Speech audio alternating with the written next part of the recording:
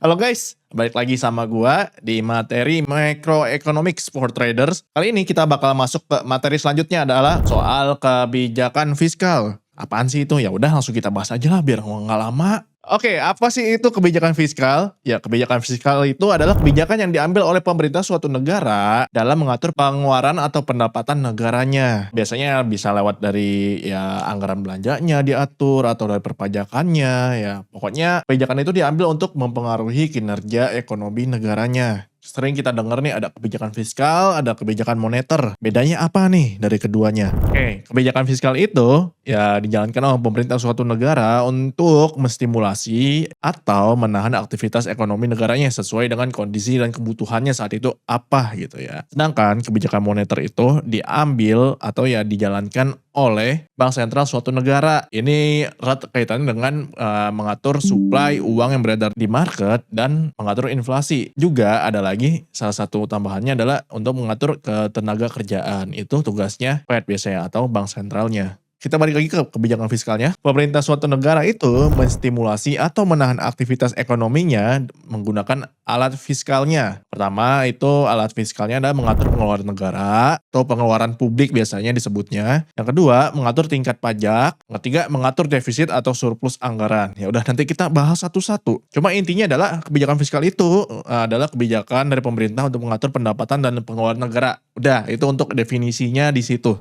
Oke, kebijakan fiskal itu juga ada dua macam ya. Dia bisa bersifat ekspansif, bisa bersifatnya kontraktif. Ekspansif itu dilakukan ketika ekonominya lagi lesu atau terjadi resesi. Ya, biasanya pemerintah akan berupaya menaikkan demand atau konsumsi dengan meningkatkan belanja pemerintah atau memberi potongan pajak. Sedangkan yang kontraktif itu dilakukan saat ekonomi sedang overheat. Jadinya emang lagi cycle mania banget nih. Kayak yang terjadi sempat di 2021 tuh setelah COVID, stimulus besar-besaran, fase mania, akhirnya ekonomi overheat. Karena itu ya harus ditahan laju ekonominya supaya nggak berlebihan gitu loh. Ya biasanya kan kalau overheat itu ya meskipun kayak stock marketnya naik dan aktivitas ekonominya konsumsi terus, tapi inflasinya juga tidak terkendali, makanya perlu ditahan. Atau ya biasanya kalau misalkan naiknya gara-gara emang dinaikin rasio hutangnya, ya berarti rasio hutangnya terhadap GDP-nya udah kelewatan, makanya harus ditahan. Biasanya di sini pemerintahnya akan berupaya untuk mengurangi belanja publiknya atau menaikkan pajak supaya ya ekonomi agak melambat sedikit lah ya. Itu bedanya ya kebijakan fiskal yang ekspansif dan yang kontraktif. Apa aja sih di kebijakan fiskal ini sebagai trader yang harus kita perhatikan? Sebenarnya ada 4 hal nih. Ini hal pertama adalah soal defisit dan surplus anggarannya. Defisit anggaran itu berarti pengeluaran pemerintahnya lebih dari pendapatan pemerintahnya. Ya sebenarnya sih untuk short term, apalagi dalam kondisi krisis yang tadi disebutkan itu nggak masalah ketika ada terjadi defisit. Karena emang secara short term itu membantu pertumbuhan ekonominya. Ini di sini jelasin tuh help short term growth as a stimulus but bad for long term growth. Jadinya emang untuk ya short termnya masih bagus lagi. Cuma kalau dibiarkan berlarut nanti ya utangnya bakal numpuk dan lain-lain. Ya itu bakal bad untuk pertumbuhan ekonominya secara long term gitu. Kalau defisitnya naik ya investornya juga misalkan dibiarkan berlarut-larut ya. Berarti kan nanti ya defisitnya makin naik, makin tinggi. Nah investornya ini nanti akan menuntut imbal hasil atau yield-nya lebih besar karena emang resikonya meningkat juga. Yield ini yang dimaksud adalah obligasi ya. Untuk membiayai belanja negara itu, biasanya pemerintah suatu negara, entah mereka akan menerbitkan surat utang biar dia bisa ngambil hutang dari masyarakat atau dari investor-investor atau ya pinjaman luar negeri gitu. Biasanya kayak IMF, kalau nggak ke negara lain. Yang kalian udah bisa lihat ya kayak proyek kereta cepat itu minjam kemana, IKN kemana, atau ya biasanya secara normal emang pemerintah negaranya bakal nerbitin surat utang juga biasa untuk ya kalau misalkan penduduknya mau ngebiayain utang pemerintahnya. Nanti dikasih imbal hasilnya. Nah imbal hasilnya ini kalau misalkan defisitnya terus-terusan, di mana biasanya rasio pengeluarannya lebih gede daripada pendapatan atau ya utang luar negerinya lebih gede daripada GDP-nya, investornya mikir dong ini risikonya tinggi banget nih kalau kita minjemin duit ke negara nih. Bisa jadi nanti gagal bayar atau pembayarannya ditunda dan lain-lain. Makanya ya udah untuk biar kita comfortable nih buat minjemin duit ke kalian ya udah imbal hasilnya dinaikin gitu. Yang kedua adalah kebijakan pajak yang harus kita perhatiin. Kebijakan pajak ini dapat mempengaruhi arus modal dalam suatu negara. Ya, ini udah no brainer lah ya, udah gampang dijelasin. Kalau ada insentif pajak atau pengurangan pajak, ini dapat mendorong masuknya arus investasi ke negara tersebut yang nanti akan berakhir ke kenaikan pada mata uang negara tersebut. Biasanya seperti itu. Nah, juga ini belanja pemerintah. Yang besar kecilnya belanja pemerintah dapat mempengaruhi pertumbuhan ekonomi. Kalau kalian ingat materi sebelumnya ada kita bahas soal GDP, salah satu formula perhitungan GDP adalah belanja pemerintah. Nah, pokoknya adanya peningkatan belanja pemerintah ini pada sektor produktif dan real itu yang harus digarisbawahi dapat mendorong pertumbuhan ekonomi yang nanti menyebabkan juga ya kenaikan atau penguatan di mata uang negaranya gitu. Itu ya catatannya tadi, peningkatan belanja pemerintahnya di sektor produktif dan sektor real.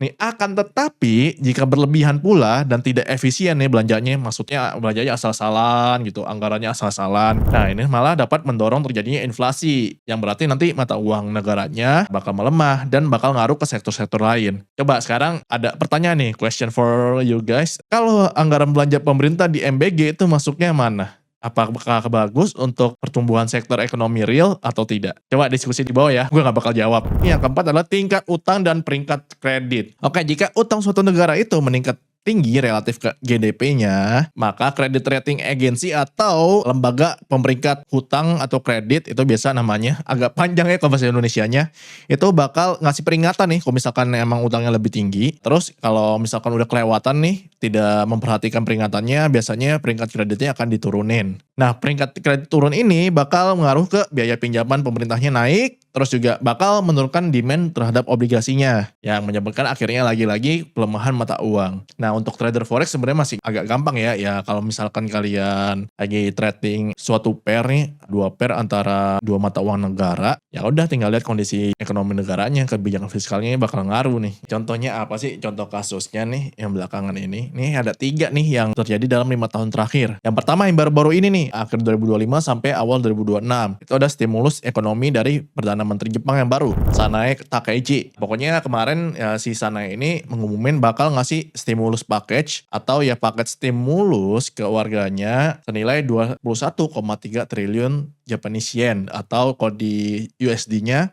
sekitar 135 billion USD. Itu ya bakal masuk ke ya pembebasan pajak, terus juga uang cash langsung ke rekening warga-warganya dan lain-lain. Nah, ya ini yang jadi masalah adalah pada saat Sanae ini mau ngeluarin stimulusnya, keadaan ekonomi Jepang lagi menurun. Kan memang ya stimulusnya dipakai untuk mendorong kondisi ekonomi kembali sehat. Pokoknya menstimulasi lah. Cuma kondisi lainnya adalah utangnya Jepang terhadap GDP-nya rasionya udah ketinggian. Makanya akibat dari ini adalah kemarin itu sempat yield obligasi Jepang itu naik tinggi banget. Bahkan melebihi rekor-rekor sebelumnya. Bisa cek ya Japanese yang 10 year yield, yang 40 year dan lain-lain. Yang dari jangka pendek ke jangka panjang itu yieldnya naik semua. Karena ya itu resikonya makin tinggi untuk minjemin duit ke pemerintah Jepang. Takutnya ya itu gagal bayar atau ada masalah lain dan lain-lain. Makanya ya yieldnya bertambah. Cuma saat itu ya itu kondisinya klien yieldnya bertambah waktu itu Japanese yen-nya juga sempat anjlok. Karena ini bakal merembet lagi ke